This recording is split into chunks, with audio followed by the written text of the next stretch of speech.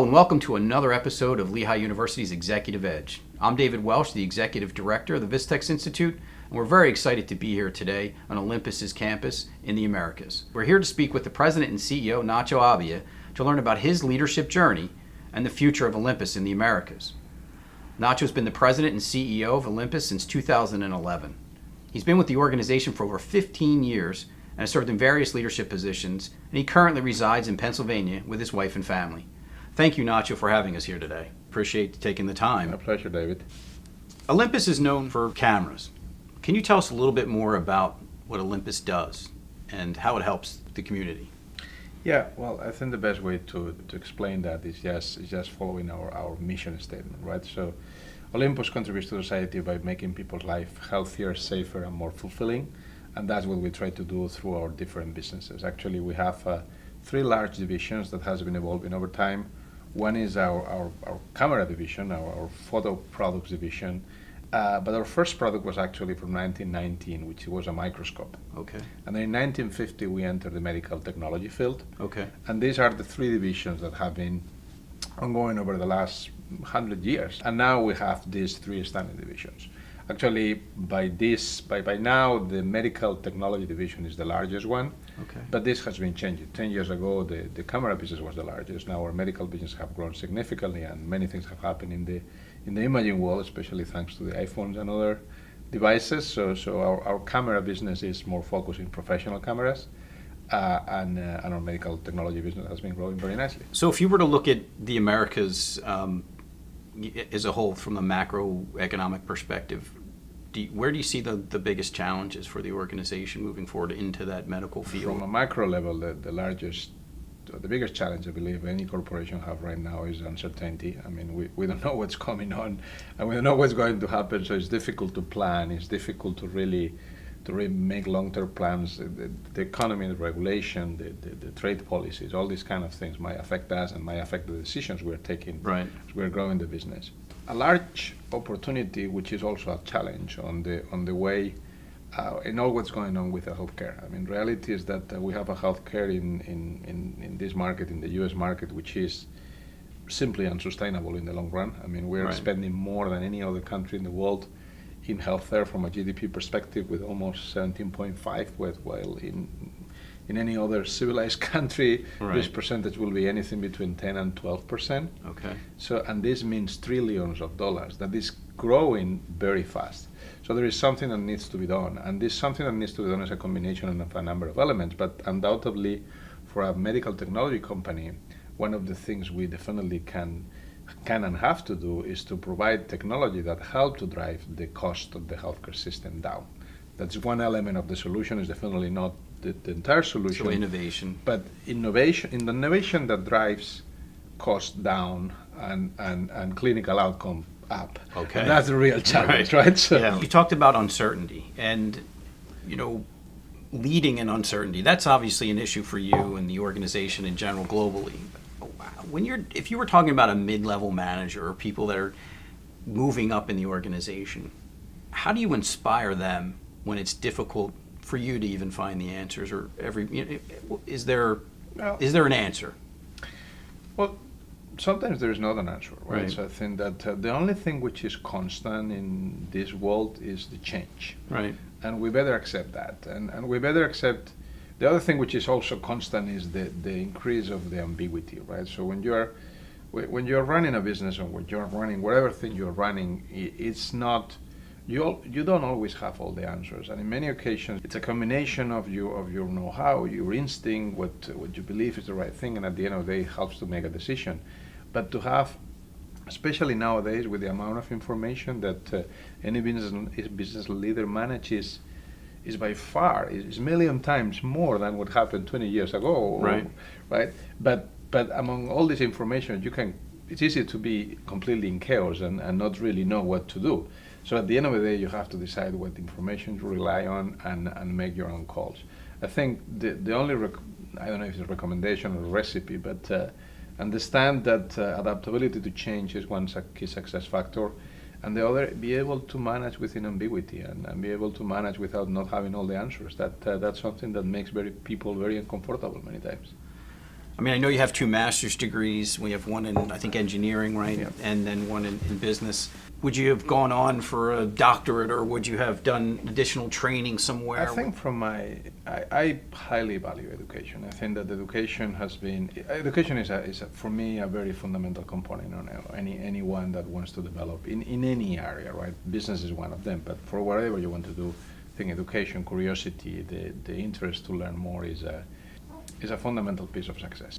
Once every 2 years, I try to take a week and go to somewhere, to some good institution. Wow. I wanted to spend 1 week just learning a little bit of a specific topic. I think all this is, from many points of view, is very enriching. I mean, when you learn, but you learn the content, but you also meet people which is from different origins and diversity and Right. different business as well.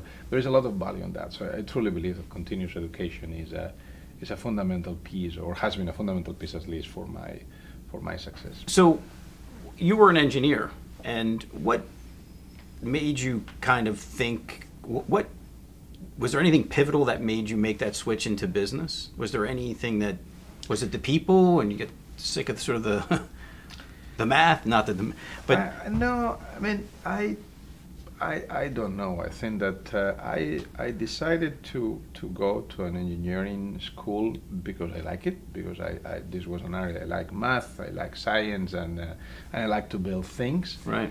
And this was a decision I took without thinking much about what I would do next, right? So I think the question is that after I finish, I immediately, and after I spent, including the master, 6 years in research and development labs. Wow. And doing all these things, I say, well, I don't think I am a lab person. I mean, I'm not someone which is going to spend his life in a lab inventing things. Right. And I like contact with people. I like to work with other people and engagement, and continuous occasion engagement, and I like to discover the world and travel and meet people from all the diversities and cultures, and this was very easy to and very quickly, right, to start moving away from engineering and start getting in marketing and business, and right. This was much more gratifying to me, with all the respect to the engineering world. Right. Talk to me a little bit about the new initiative, True to Life. So that's something that's organizational wide, and it's tied to, I understand, to the value structure of the organization. Well, it's very much tied to our mission. Over the last years, we have done a significant effort in order to put a kind of a sense of a mission in our organization, right? So I think that we believe, or I strongly believe, that what we do matters, right? So and I always explain the story that it happened a few years ago, but it impacted me in a very strong manner. That I don't know exactly what we're doing. I mean, we were doing something with employees, and it was actually downstairs in the cafeteria, and was someone interviewing employees that were going to the cafe to have lunch. And I think one of the questions was, what in which business you are in? And I remember one guy from our service department that in that question he looked at the camera and said, "Well, I'm in a business of saving lives."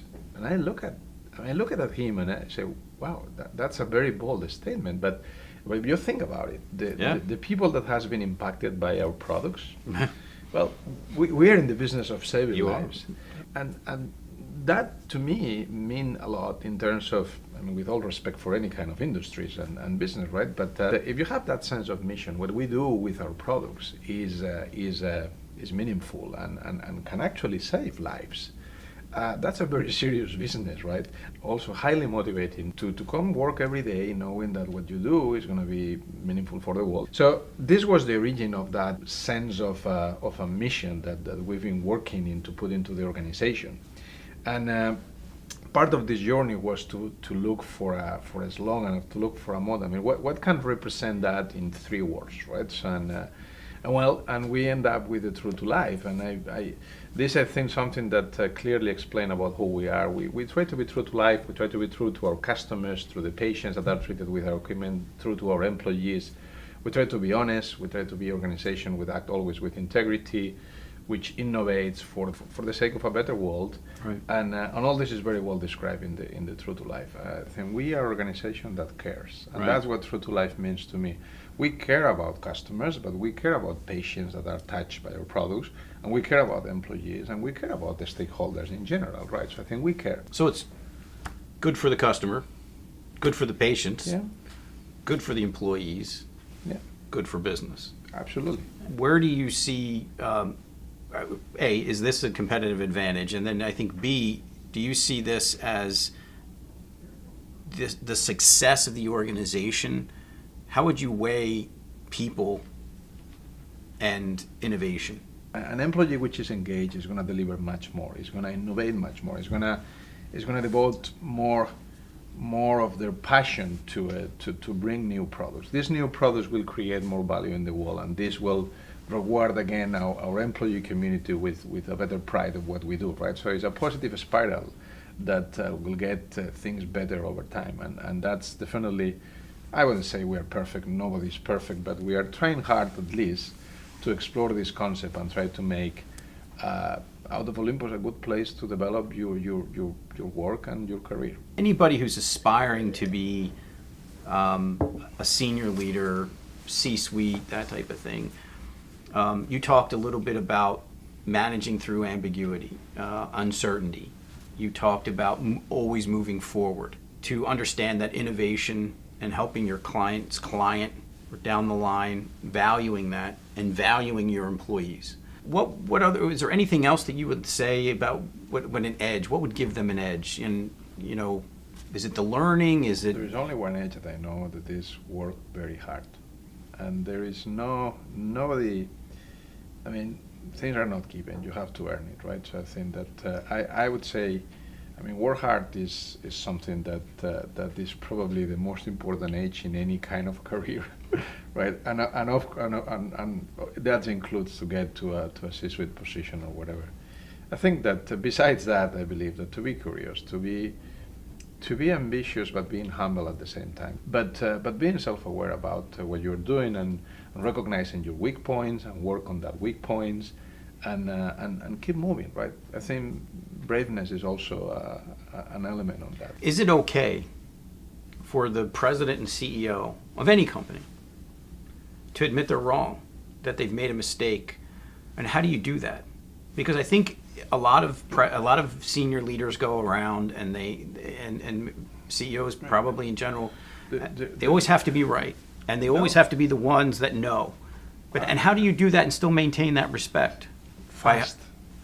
You have to do it fast. I mean, one of the H I didn't mention, and is as crucial as any other one, is the honesty and integrity. Because everybody does mistakes. I do mistakes continuously, and when I do mistakes, I recognize publicly that this has been a wrong decision, and then we have to address it in one way or another.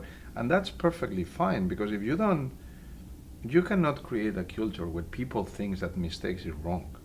So you have to start by recognizing your own mistakes. This would tell your teams that that's okay to try, because if you don't, the only way not to avoid completely mistakes is by not doing anything, right? Right. So, and that's not definitely good.